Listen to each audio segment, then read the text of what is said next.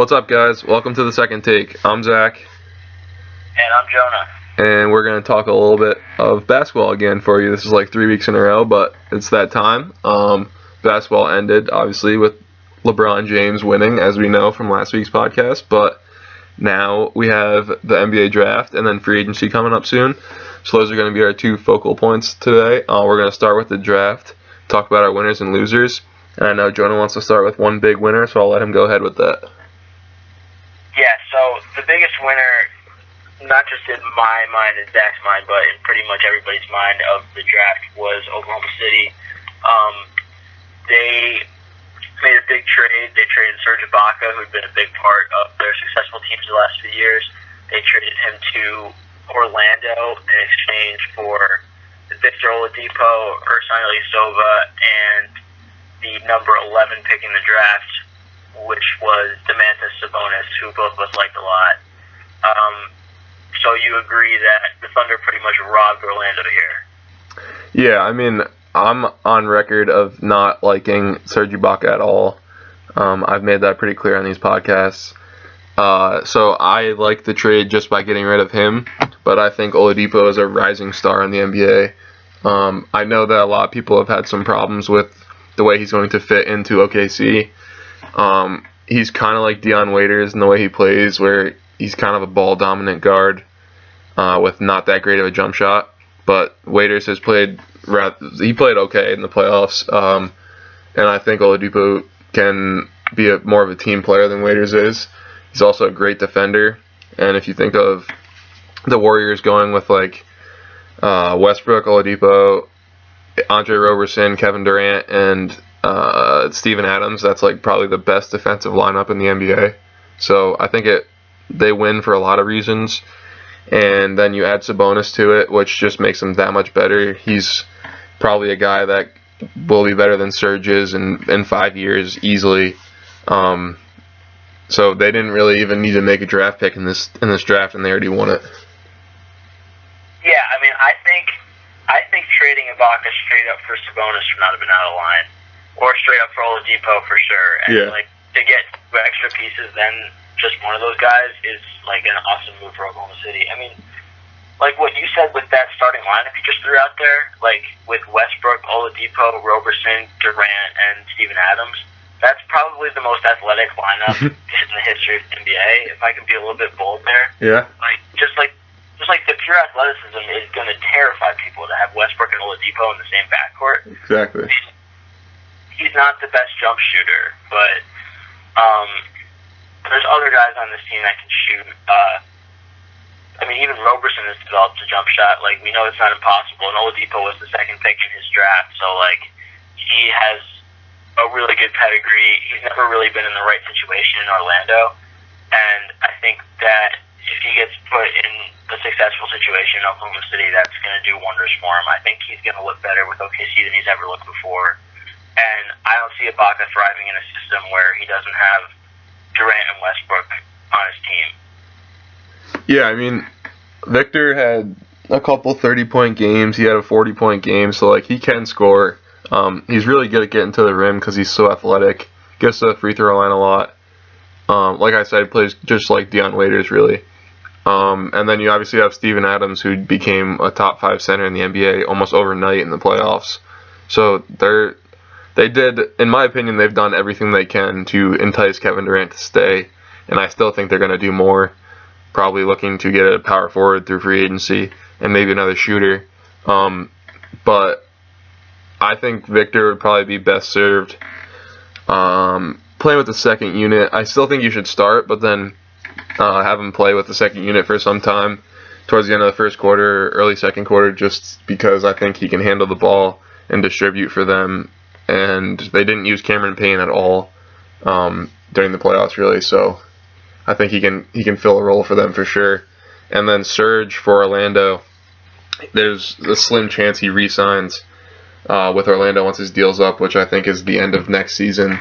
So Orlando gave up a rising superstar in Oladipo, a potential superstar in Sabonis, and Ersan Ilyasova, who's a pretty solid stretch forward in the NBA.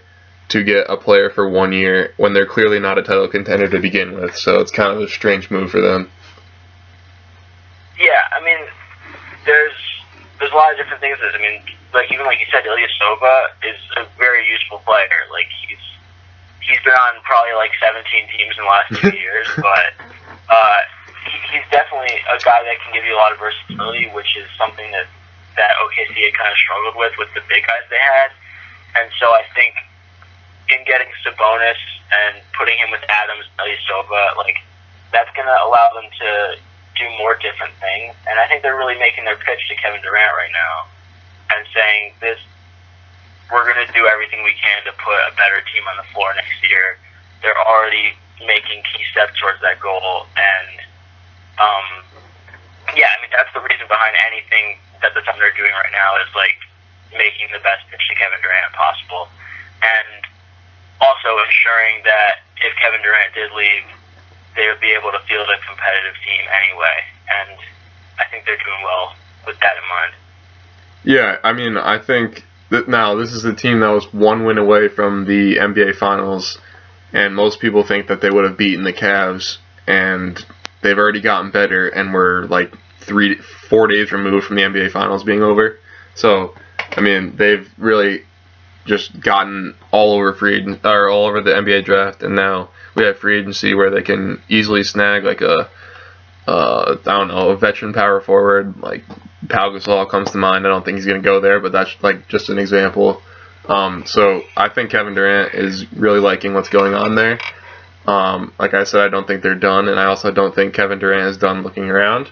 But we're going to get to that in a little bit, and instead we're going to go to our next winner, which we're going to go with.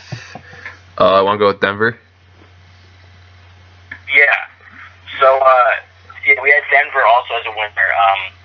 They had the 7th pick in the draft, and they came out of it with Jamal Murray, who was a guy that both of us expected to go in the top 3 or 4. He was exactly what the doctor ordered for them in a lot of ways. He's a good jump shooter from outside. He's able to play both guard positions. He'll probably work well running with Emmanuel Mudiay on that team. We're not expecting him to fall that far, and they definitely had some good fortune to be able to draft him at 7.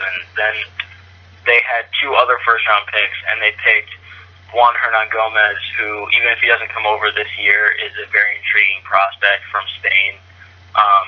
And he's also potentially useful for them. They've had success with international players in the past, and I wouldn't be surprised if he's a contributor for them very soon. And then they also took Malik Beasley with the 19th pick, who's a guy I know Zach liked a lot. Yeah, so, I mean, Jamal Murray is a steal at 7, in my opinion. I think he's the 3rd best player in the draft, behind Ingram and Simmons, obviously. He's a good on-ball player. Showed he was a good off-ball player in college.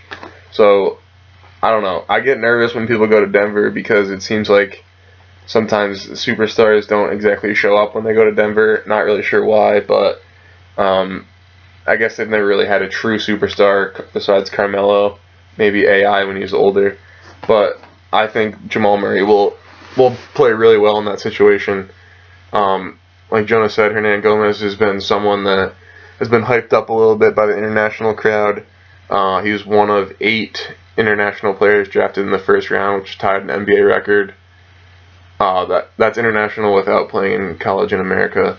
And then Malik Beasley is a really athletic guard that didn't exactly grow or develop too much at Florida State, but has a lot of raw potential and raw ability. And I think that his pace and his style of play will fit as like a slashing 2 guard in Denver pretty well. He's going to come off the bench because they have a lot of talent there. But I think Denver got a lot better in this draft, so that's one thing they really needed to do, and I think they did it. Yeah, I agree. I mean, I think that's a strategy that a lot of teams are kind of going with now, is to stockpile picks. And sometimes it works, and sometimes it doesn't, as we'll talk about a little bit later. Yeah, ask Boston. But I think in this case for the Nuggets, it was a successful strategy. They've been doing this for a couple of years now, trying to get picks, just like basically pick up lottery tickets, and eventually you're going to hit on some of them. And that's what definitely happened with Jamal Murray to be able to get him at 7. Like you said, he's one of the top 3 or 4 players in this draft for me. And yeah, I mean, I think this is where the NBA is headed, is just sort of getting assets and just sort of stockpiling what you can. And I think that what you also see with teams like this is that they'll get at least one international guy if they have multiple first-round picks, so they don't have to use a roster spot necessarily right away. So I wouldn't be surprised if they stash Hernan Gomez in Spain for another year until they figure out exactly what they want to do with their roster. But I think he'll be over here pretty soon, and he's going to be a useful player. Yeah. This summer. What'd you say, Jonah? And hopefully we'll see him in the Olympics this summer. Yeah, if he decides to go. So that's number 2. We're going to go to number 3 now, which is the Los Angeles Clippers.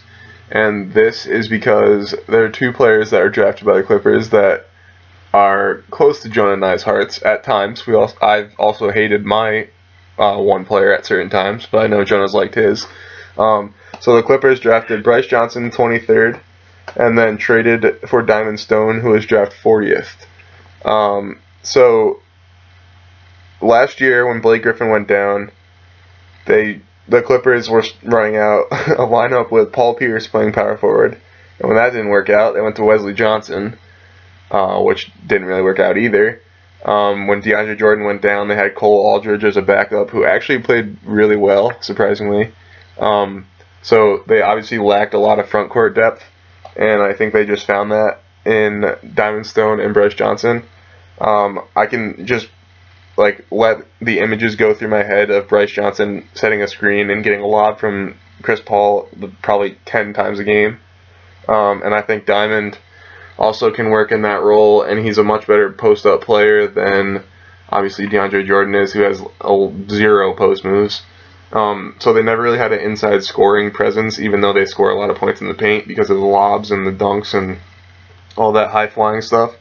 So I think Diamond gives them something they didn't have with that inside post scoring. And I think Bryce just adds to athleticism. And I think they did pretty solid taking these 2 players. I would have liked to see them take another wing because small forward position's pretty thin for them also. But maybe in free agency they can get Kevin Durant. Right, yeah. They have a meeting with him, as we'll talk about later. But, yeah, I mean, I think that I think we certainly like this draft for them because they took 2 guys that, we liked a lot. I mean, I thought if Bryce Johnson ended up on a good team at the end of the first round, then he would have a lot of success. He doesn't have a super high ceiling, but, he's going to contribute. He's going to give you a 10 and 10 if you start him. So I think that having him as a polished guy compared to having Diamond Stone, who definitely has a higher ceiling but also a lower floor, I think that's a good move to pick both of those guys because chances are you're going to get something significant from one of them. And yeah, I think the Clippers had a successful draft in that respect. Yeah, they definitely took players that they needed, which I like to see, because I hate when teams just draft the best player and then already have 5 good players at that position, just a waste of a pick. Enter Boston, but I mean we'll get to that in a little bit. Do you want to go to our losers now, Jonah? Yeah, sure. So let's just start with that Boston team. Yeah. So the number 1 loser of this draft for us is the Boston Celtics. They pursued the similar stockpiling pick strategy to what the Nuggets pursued more successfully and what the Sixers have pursued. And yeah, they had the number 3 overall pick in the draft coming from the Brooklyn Nets. And I think it's fair to say with all the picks they had, they probably did not make the most of them, to put it lightly.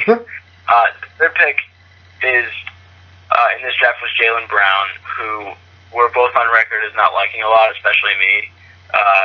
He's not going to provide them with the shooting boost that they needed. He just isn't. There's obviously more to his game than that. He's supposedly one of the most intelligent players in the draft, and him combined with a great coach in Brad Stevens, you could see him taking over at least the Evan Turner role and probably being better than Evan Turner in that role. But I think from the number 3 pick, you want a little bit more than that. So I don't think he has a very high ceiling until he really develops a jump shot, and there's no guarantee that'll happen. So I didn't like that pick.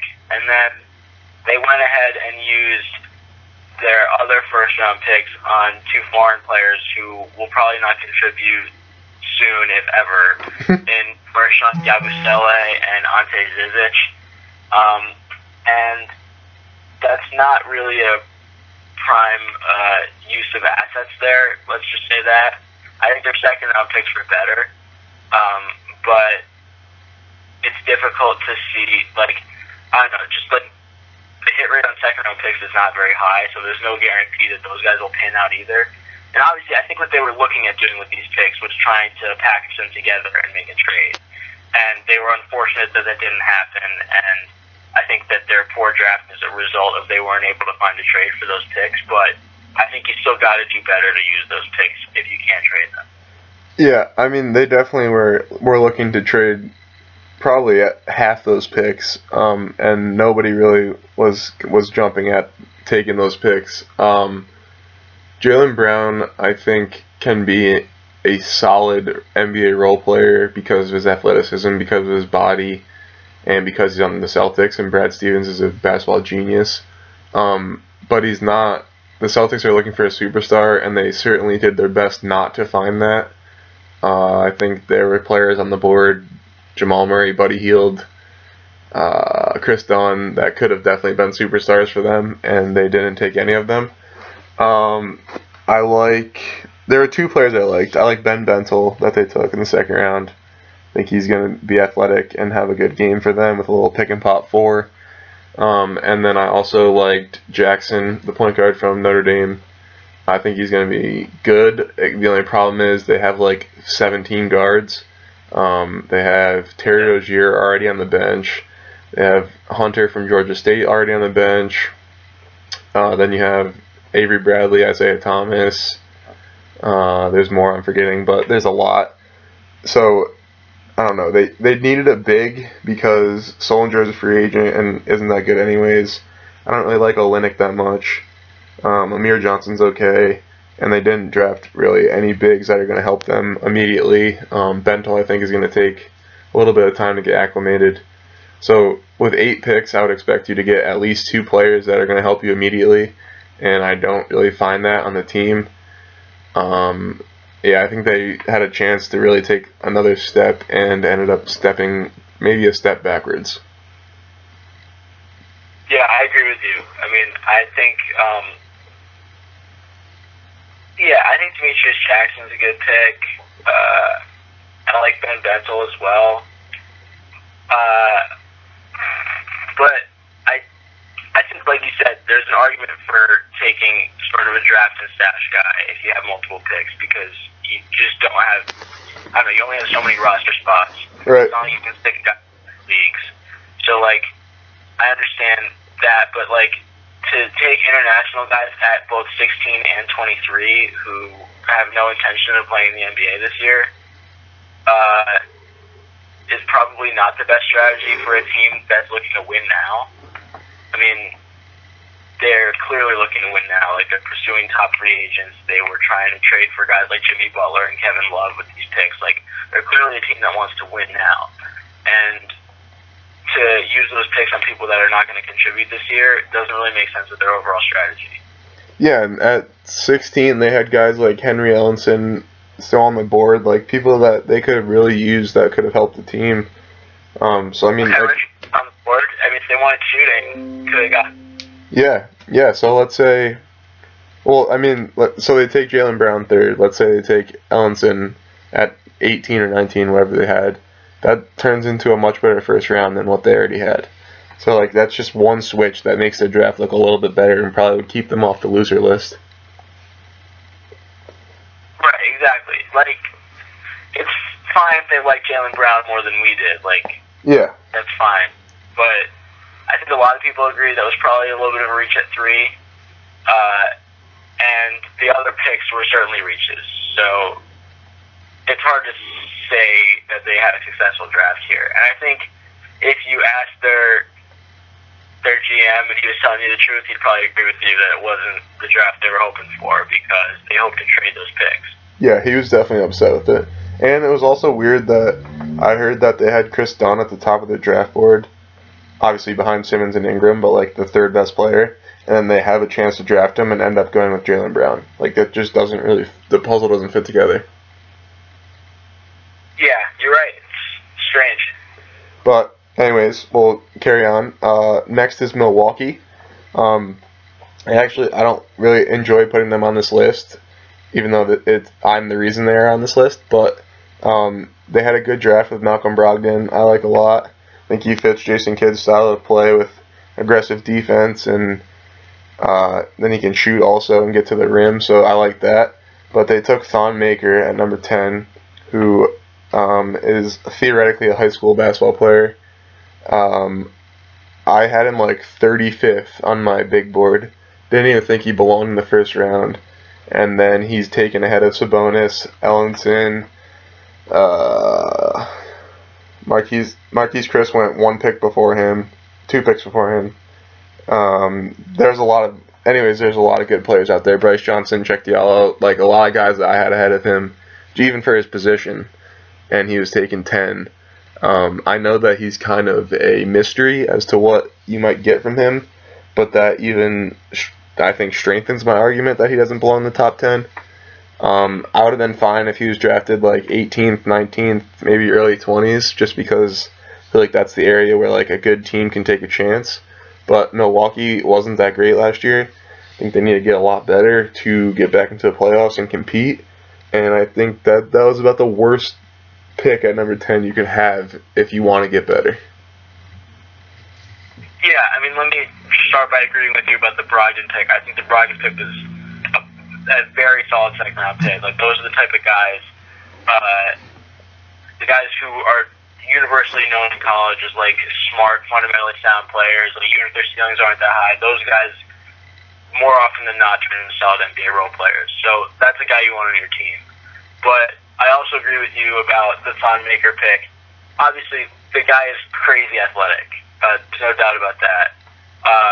He's oozing with raw potential, but it's really just raw at this point. Like, there's no way of knowing what he's going to turn into because he never played college basketball or foreign professional basketball. Like, we really just don't know. And he played in Canada in a prep league, so he's really never played against the talent. That's not like a shot at Canada basketball, but like he never played against the talent he's going to be playing with. Like, not even close, in my opinion. Playing AAU ball. Like, but worse. Okay, right. It's like international AAU, which, like, I don't know, if you took a European League team and put them against an NBA team, the NBA team would win. Playing by NBA rules, obviously, European rules are a little different. But, like, talent level is so much different.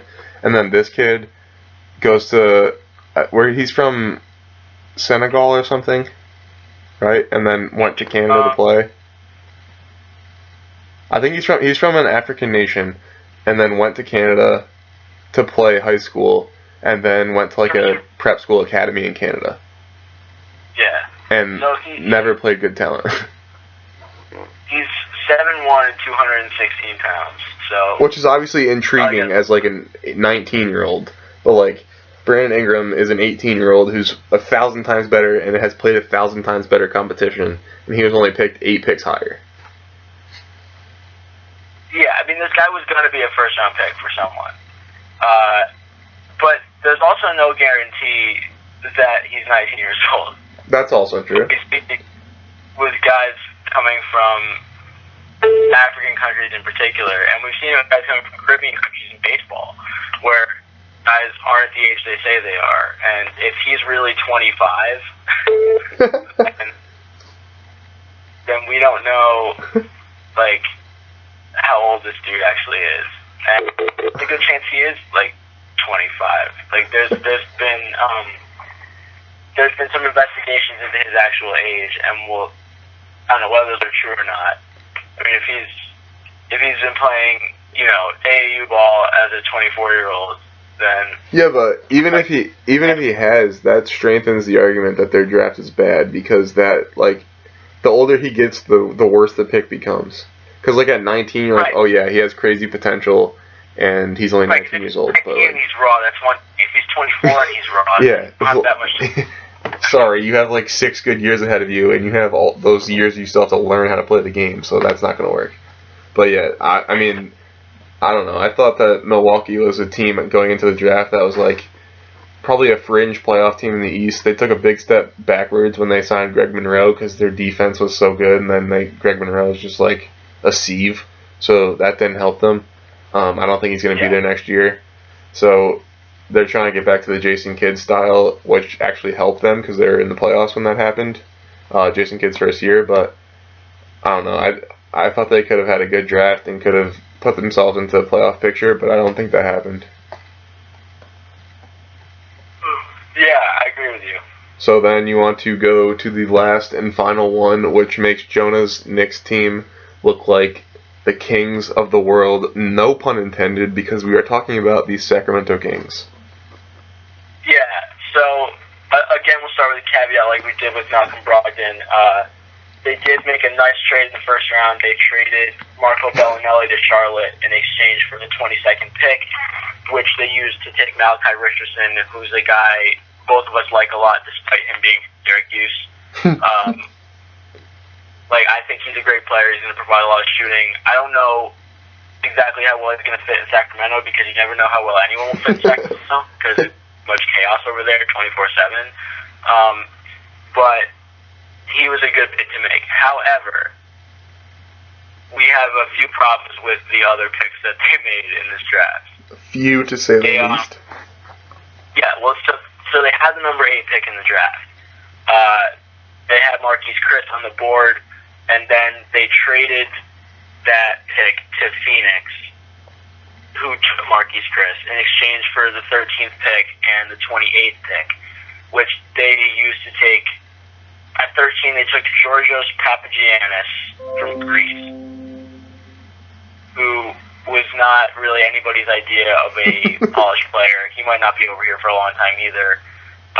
And then they used number 28 to take Scott Labissiere, who... Bravo. You and I both heavily disagreed with that assessment.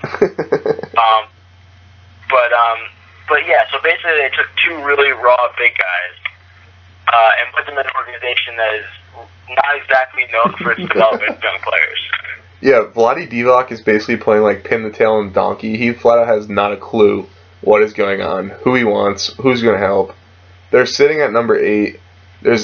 Most NBA GMs think that there's 8 players in this draft that can be great, and that like you definitely want to. If you're in that top 8, you're going to get a good player. So Syracuse, Sacramento, sitting right at number 8, is in a perfect spot. What do?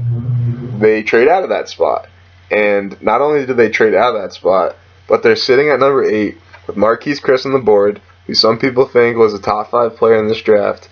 They're in desperate need of a power forward. Marquise Chris is a power forward, crazy athleticism, and a lot of potential, and they draft him, but then they move him to Phoenix. And now they have Scott Labissiere on their team, who I think is one of the worst players in this draft. Then they take a European player who's probably a draft and stash at 13. Obviously, Malachi Richardson is good. I think I'm going to get his jersey, which is saying, like, that's basically me signing a deal with the devil. But then they also got Isaiah Cousins in the late 50s.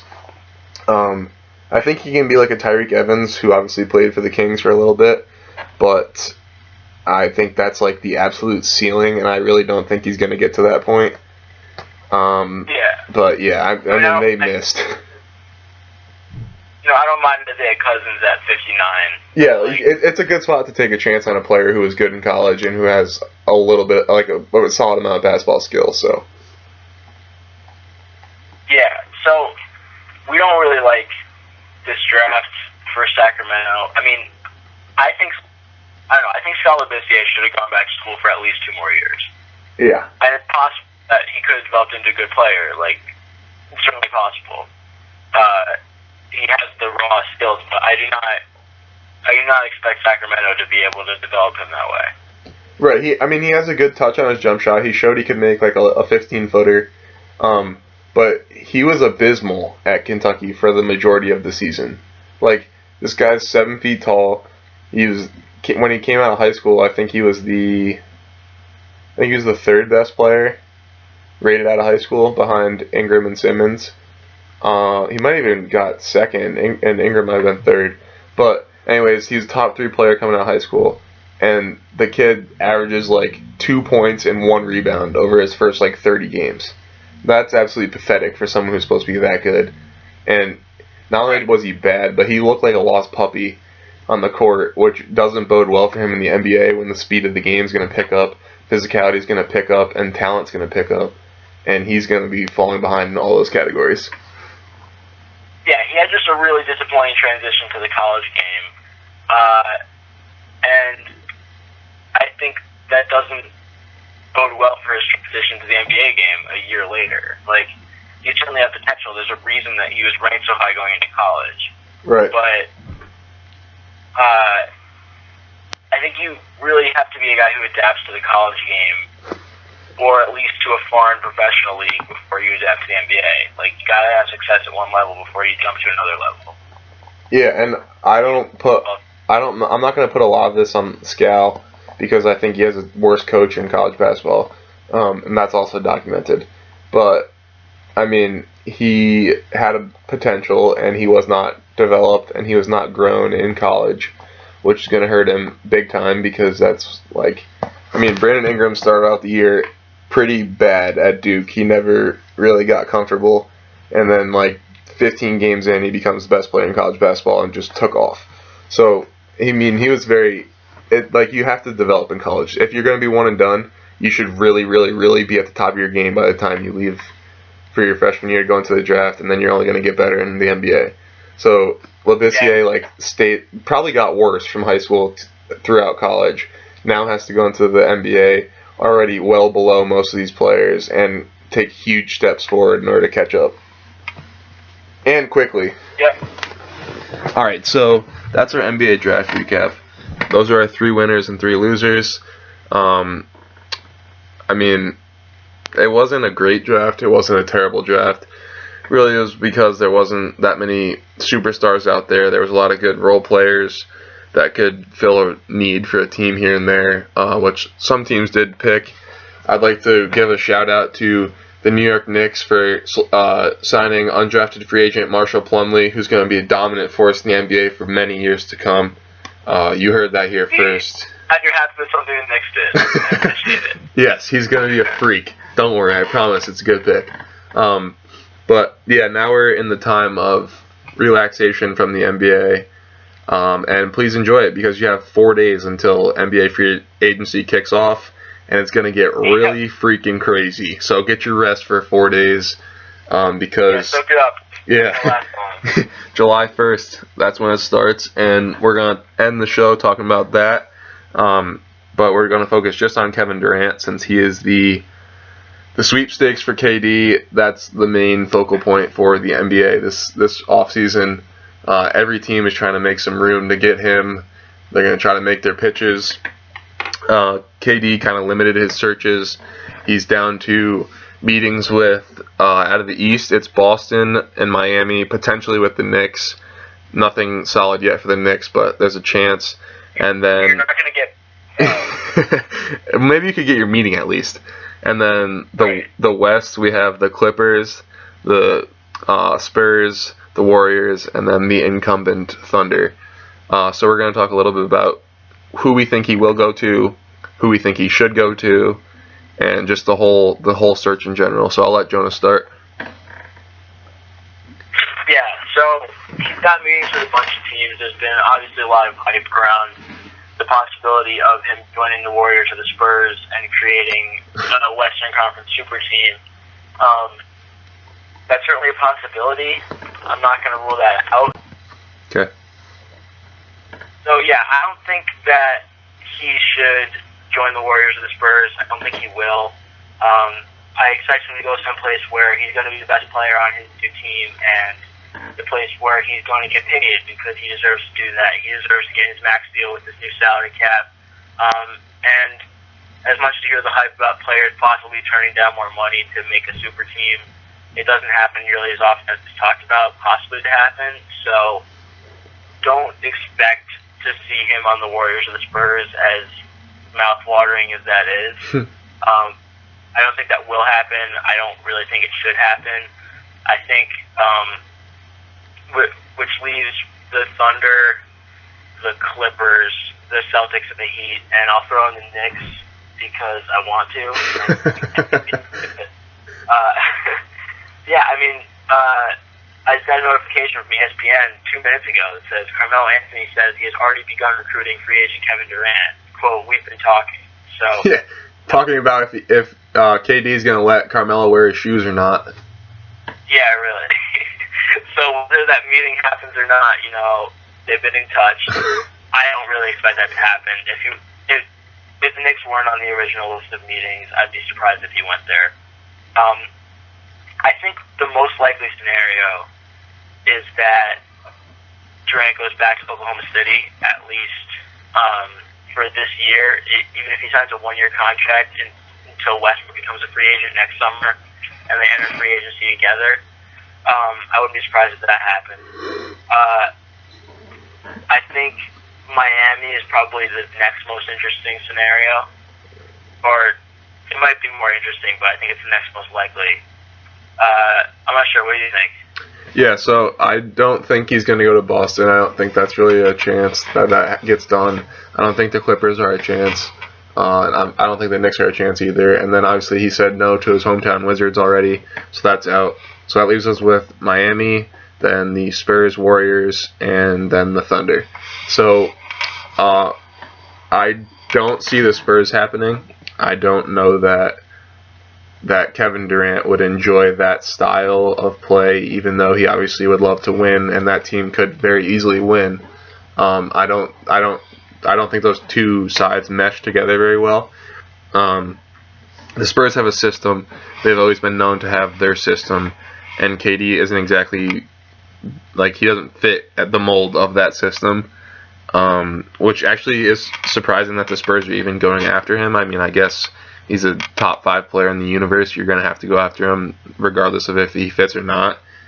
So I can see that way, but the Spurs kind of do it their own way, and I don't really think they're going to end up with KD. So let's go with now the Warriors, Thunder, and Heat. Pat Riley in a room with anyone is very convincing, so that gives Miami a chance. I don't think that it's a good chance. I think KD is going to look to enjoy where he is, play good basketball, and win a championship, and then I think money will be fourth. I think that Miami is probably the least likely of the 3 remaining, so that would be Miami, Warriors, and Thunder. I think Miami's the third best chance there. But like I said, Pat Riley in a room with anyone, that's pretty convincing. I would be convinced to play there. It's South Beach, Miami. Like, can you really beat that? So that leaves us with the Warriors and the Thunder.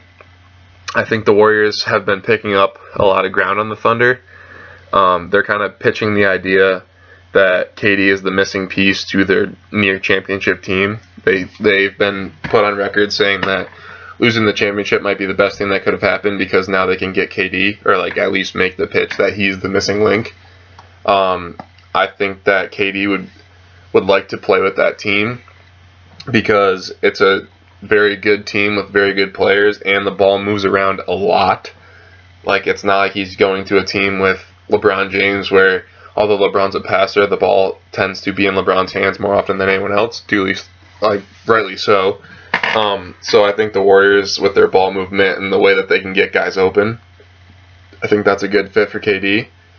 But I still think that it's going to be close coming down to the wire with Thunder and Warriors, but I think he'll opt to sign a 2-year deal with the Thunder with an opt-out after the first year, and then figure out what Westbrook's going to do and possibly team up. And then people have said that the best chance for those two to play together would be to go to LA, which would happen at the end of this upcoming basketball season. And obviously LA fans are quite excited about that. I don't know that happens either. I think KD likes where he is, and I wouldn't be surprised to see those guys finish out their careers in Oklahoma City. Yeah, I wouldn't be surprised. I would be surprised to see them with the Lakers together. I mean, that's for next offseason, obviously. But I think Miami is, like, kind of like you said, Pat Riley, the idea of Miami in general. The fit doesn't make that much sense to me in Miami. Because, like, I don't think Hassan Whiteside will be there anymore. Wade's getting older. He still obviously has his Dwayne Wade moments, but he's not exactly the player he used to be, obviously. I don't see that being a super appealing destination. I think all the arrows for him point to, like you said, the 2-year deal with the opt-out after one in Oklahoma City. And they'll give that to him. There'll be no negotiation. Yeah. Like, yes, sir, thank you, Mr. Grant, sir. Whatever you offer us a contract and we will sign it. So I think obviously he can pretty much write his own ticket. He's Kevin Durant, and there's a ton of teams that would love to have him. The Celtics and Knicks have been very open about it. But yeah, I mean, this isn't going to be quite LeBron's decision, but it'll be up there, and it'll be interesting to see. Yeah, it's going to be interesting because LeBron's like an open book. I mean, as much as he wants to say that he doesn't have social media during the playoffs and people don't know that much about him, I feel like a lot of people know a lot of things about LeBron James. Like, he's a very outwardly person, and a lot of the fans know about LeBron. They generally know what he's thinking, what he wants, all that kind of stuff. Right, the stuff his people say also gets out usually. Like, yeah, like there's ways to find out what he wants. Like, he wants to know. Like, he has ways of getting what he wants out. You know what I mean? Right.